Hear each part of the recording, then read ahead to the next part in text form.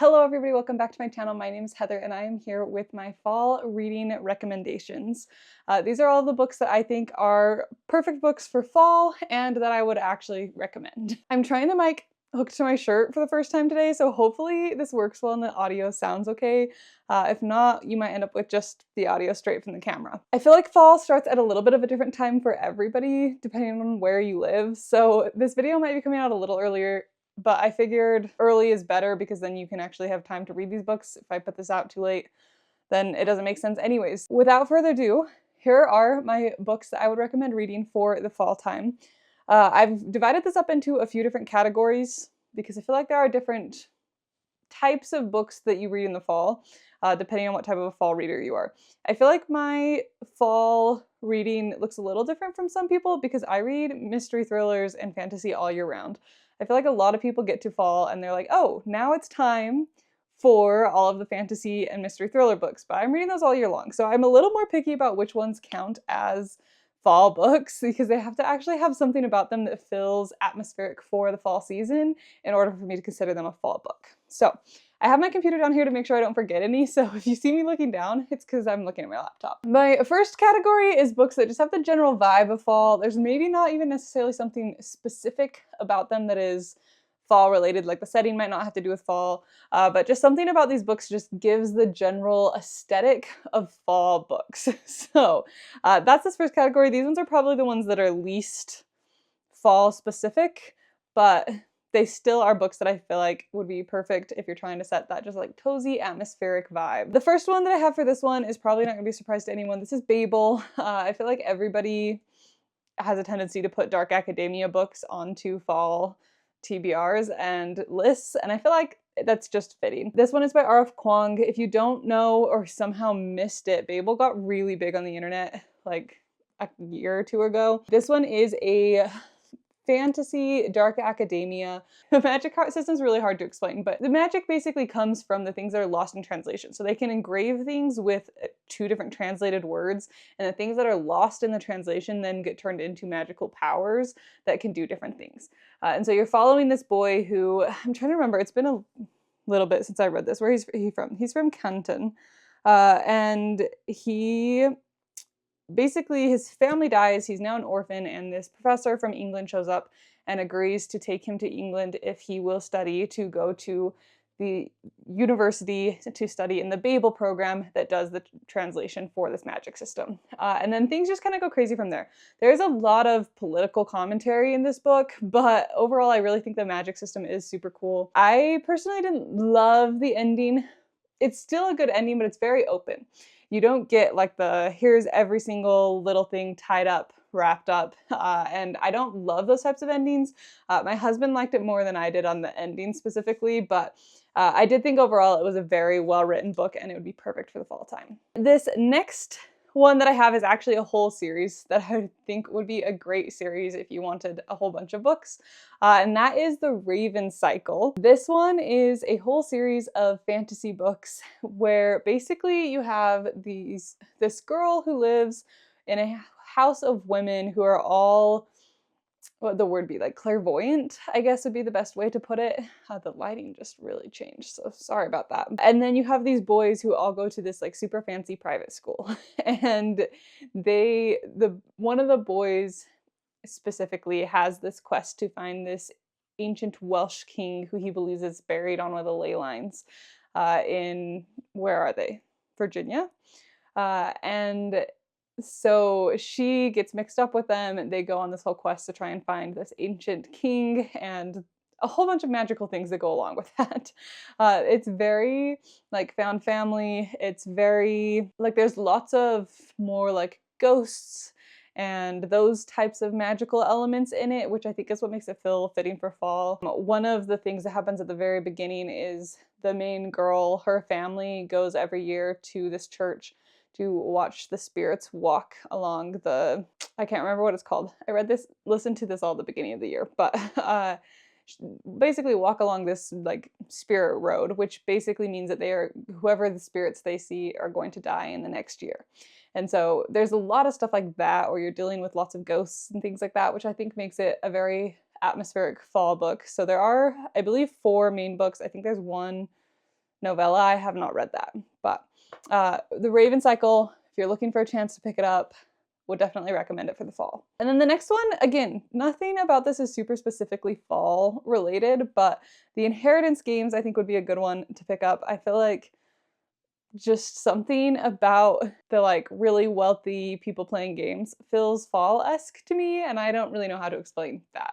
But if you somehow have missed the Inheritance games hype, I don't own this book because I borrowed it from my sister-in-law. You're following this girl who I can't remember her name, and she's basically living out of her car, and all of a sudden these guys show up to her school and let her know that she has been named in a will by this super ultra wealthy guy that she has never met. She has no idea anything about him, and she is now in his will. And then it just kind of goes from there. There's tons of puzzles and things in order to actually get the inheritance, lots of different twists and things. I actually read the whole trilogy in like a week. I thought it was really well done. I have not read any of the other books that the author has written more recently. There's a lot of spin-off type books that have been coming out. I've not read any of them, but I did really like the original trilogy. So would recommend that. And then the last one that doesn't necessarily have anything specifically fall about it is the All of Us Villains. This one I read really recently. It is, I guess what feels fall about it is you are following all of these kids who have been raised to basically be like supervillains. You're following a modern day world where there's two types of magics. There's high magic and there's low magic, and most people think that high magic doesn't exist anymore. But in this one town, there are several families who basically all fight for control over high magic. And so everybody in the world kind of uses low magic, but the high magic is unique to these people. And so I think it's like 15 years or something, they have this tournament where each family names one champion, and then they compete in order to get control over the high magic for the next 15 years or whatever it is.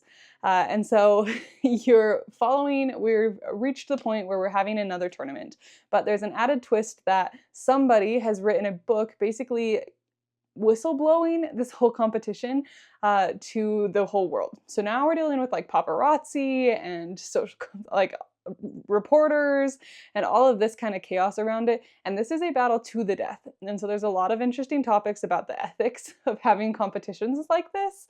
And then you start to get like government organizations like the FBI or whatever the equivalent is, that are trying to basically be like, wait, we don't want just these random families in this little town to be the only people in the world that have access to high magic. And so you're kind of following just all of these different implications of what having tournaments that are pretty standard in YA fantasy in like a modern day world.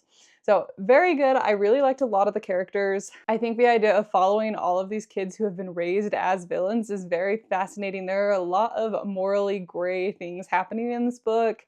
And it ends off on quite a cliffhanger. This is the first book of a duology. I haven't read the second book yet. I will probably be reading it very soon.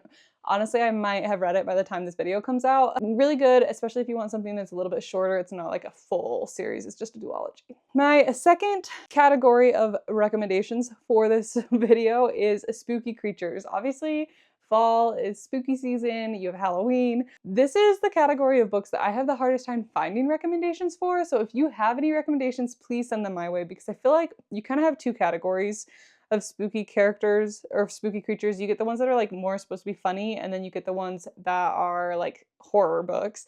And it's really hard to find books that are kind of in between. And those are the books that I love the most, are the ones that have the super fall vibe to them. They've got some of those Halloween creatures in them, but they're not necessarily full on horror.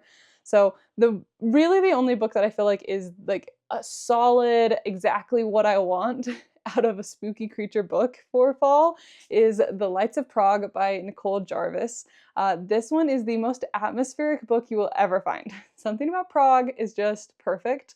I loved this book so much. There is one scene that I personally feel like is a little further than Fade to Black. So if that bugs you, I guess I can say I actually marked it. It starts at the bottom of 214. You can totally see it coming. Once you start seeing it coming, if you just skip to the very bottom paragraph on page 216, you don't miss anything. There's no plot in it, and you can skip.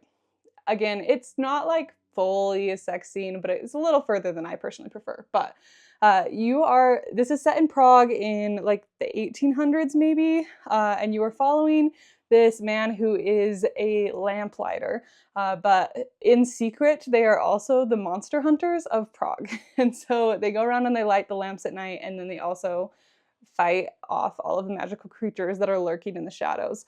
And then you're also following a character who is, they're not really vampires. What is the name? Does this even say on the back? I don't think I'm going to say it right, if I can even find it. Pajovic? Something like that. Very vampire-esque, but they're a little bit different, and I found it really fun. And then there's also all of these other characters, like there's will-o-wisps, there's ghosts, there's all sorts of things, but it was just super good. And basically your main lamplighter character runs into the main vampire-esque character, and they end up going on this whole thing, like this whole little journey of self-discovery of maybe the vampires aren't as bad and all of these creatures aren't as just inherently evil as the lamplighter has been taught to believe. But overall, really, really good. If anyone has any recommendations like this book, this is exactly what I want. And so if anybody has anything that you would recommend that is similar to this book, please leave it down below. I would love to know what you would recommend. These next three are actually all really recent reads for me. The first one is the Grimoire Grammar School Parent-Teacher Association. This one's a little bit more lighthearted. I definitely thought it was going to be funnier than it was, but it is a little heavier, but it's not like spooky. This one is a modern day fantasy book where you're following this very normal mom who has no idea magic exists until her kindergartner gets bitten by a werewolf and is now turned. And so she has to move into this magical community, deal with putting her child in a magical school, and her daughter now turns into a werewolf. Really, again, I thought it was going to be funnier than it was, but you're following this highly traumatized mom as she adjusts to life in a magic world that she didn't even know existed. But it was a really fun book. It's not like my all-time favorite book ever, but if you're looking for one, you've got every type of magical creature. We've got vampires and werewolves and selkies, and I can't even remember what all there is. So it kind of hits all of those things. It would be a good, not spooky Halloween read. And then the next one is Belladonna. This one actually, I guess spooky creature might not be the right one. There's definitely ghosts in this one, and she can see death. And so I feel like death is almost the spooky creature in it, which is kind of fun. But you're basically following this girl who, her whole family dies when she's like an infant. And she can see death and she can see ghosts. And she's basically getting passed around from family to family, and everywhere she goes, people die. And so she's reached what is basically her final option for a family. And so she is determined to make it work. She's determined to figure out why everyone around her keeps dying. And it becomes a little bit of like a murder mystery-esque book, which I found really fun. The element was really great. The romance is a little heavy-handed in this, so it's definitely probably errs on the side of romantasy. There is one not quite sex scene, but definitely further than I expected from a YA book, so just be aware on that. But I definitely do want to continue this trilogy probably this fall with, I think Foxglove is the next one, and it sounds like it's also going to be a murder mystery. So I do feel like that element of it definitely makes it feel like it would be fitting for a fall read. Actually, one of the most recent books that I finished is The Whispering Dark. This one is it leans somewhere in between fantasy and sci-fi. You're following this world where people can jump between mirror worlds. And I don't want to go into too many details about how they do that because it is probably a spoiler, but you're following this girl who, when she was little, had a really bad fever and it left her with hearing loss. And so she has a cochlear implant. Something about that allows her to basically be in touch with all of these shadows in this whole world of like jumping between things, and there's lots of devil demon-y things that go into it, and then you're also following this boy who drowned when he was little and came back to life a few days later, and she's the first person he saw. So you kind of have these two people that are very intertwined. They both get accepted into this program at a university studying basically this jumping between worlds. Things just kind of go crazy from there. There's secret societies, there's jumping between mirror worlds, there's demons. It definitely has a spooky one, and this one actually is set largely during fall. So this one actually fits with the setting. But overall, it was a really good book. Definitely also got a little heavy on the romance, but the overall plot is really good and it does have those spooky, creepy vibes. Speaking of creepy vibes, that is actually my next section, is ones that fit a little bit more into like the horror category of books. I don't have a ton for this.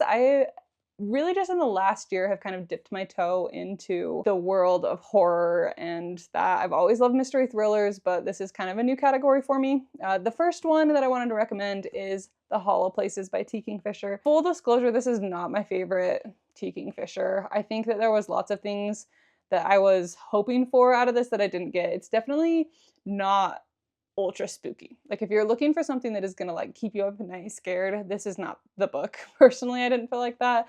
It has some like overall unsettling suspense things, but I do feel like the foreshadowing was really heavy-handed in it, and so I do feel like I guessed where a lot of the plot twist scary things were gonna come from. You're following this lady, what is her name? Kara, who just got divorced, and she moves into her uncle's curiosity museum into like the back to help him while she figures out what she's gonna do next and what her next living situation is.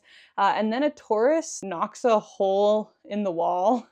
And so her and her neighbor guy who owns the coffee shop next door find this other universe that is hidden inside her uncle's curiosity museum. And then things get a little bit spookier from there. There's some things that definitely seem like they're trying to kill them. There's some very interesting deaths going on in there. And it does get spookier towards the end. Overall, I think it could be good if that sounds interesting to you. The more interesting thing with this book, though, is it was actually written inspired by another book that I'm actually going to recommend, and that is The Willows by Algernon Blackwood, I believe. This one is a short story. It's a bit older, and it is basically the same premise as this-ish. So you're following these two guys who are on this boating trip, and they end up on this island, and they start to have all these spooky things. They stay there overnight, and there's just some creepy things going on with willows. This also has lots of willows. This feels like a sequel to that short story. So that, I think, makes it much more interesting. I will say overall, I felt like that short story built the suspense a little bit better. I actually really enjoyed the short story. So I would almost recommend read the short story and then read this, because this feels like a really good sequel to that short story. And so I think they pair together very well. So those are the two that kind of pair together. And then the other horror creepy vibe book that I would recommend is The Watchers. Fair warning on this one, there is a lot of swearing. They are Irish.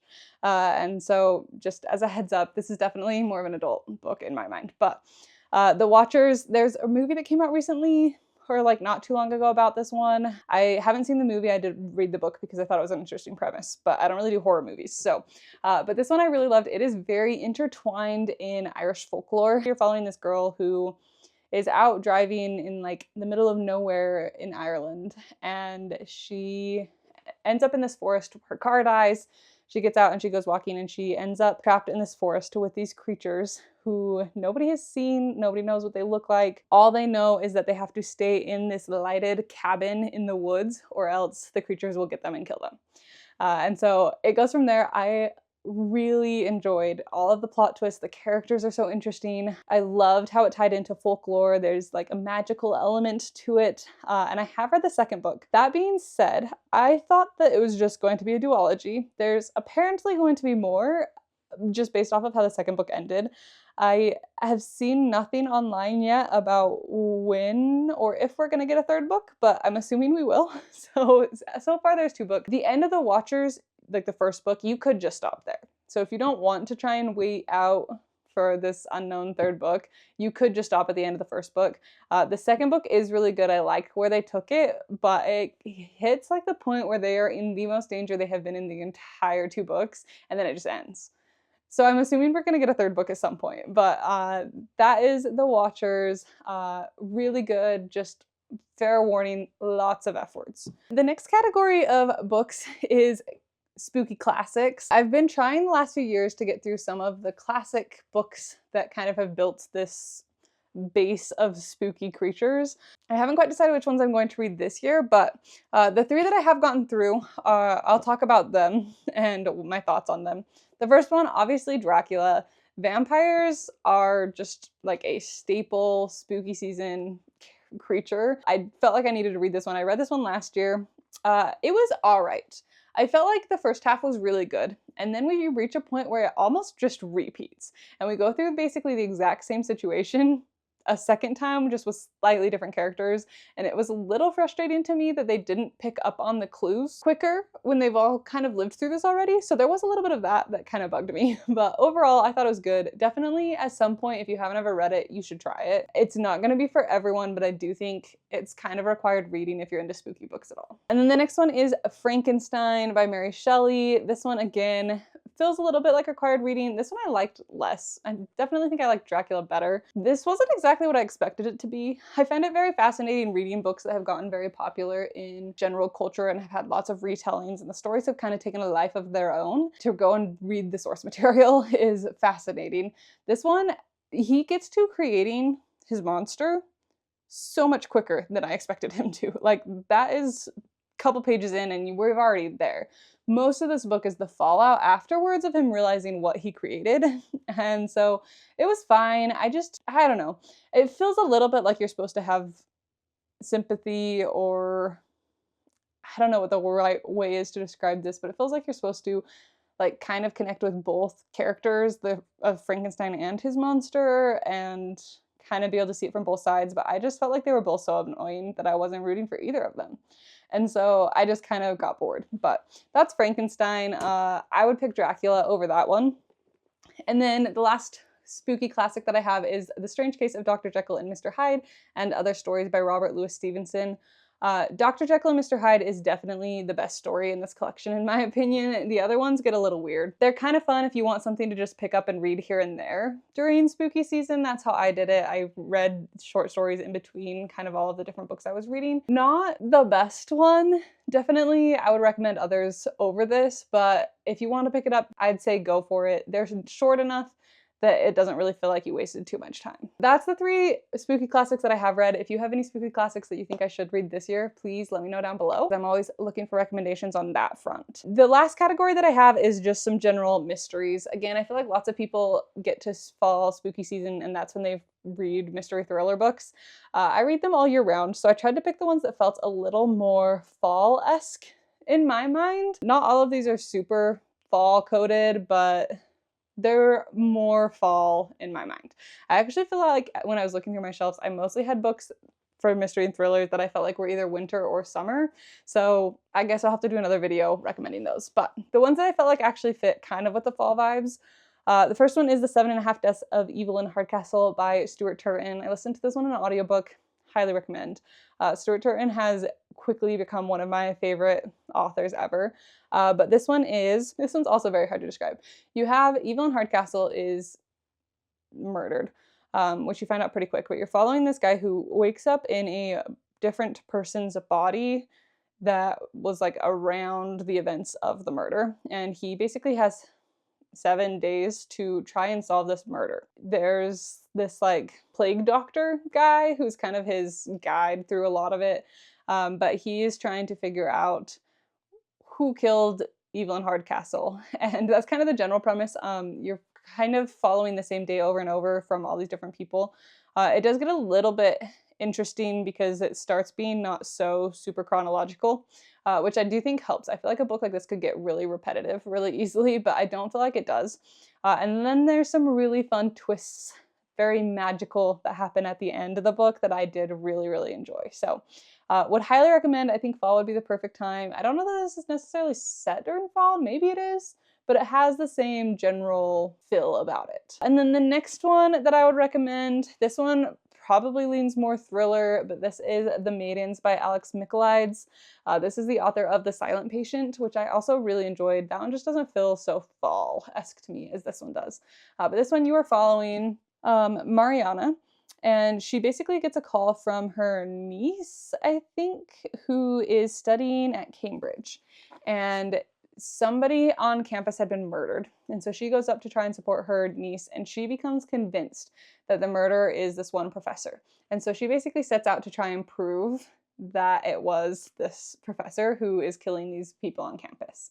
And there's some fun twists. There's some crazy things that happen as you go through it. She is also a therapist, I believe. That adds an interesting thing. She does like group therapy sessions. There's like this creepy client of hers. It does tie in with The Silent Patient. So if you haven't read The Silent Patient, you don't need to read it first, but you will miss the tie-in if you haven't read that one first. Really, I think you could read them either way. I guess you could read this one first and then read The Silent Patient, and you would catch the tie-in then, potentially. Really good vibes.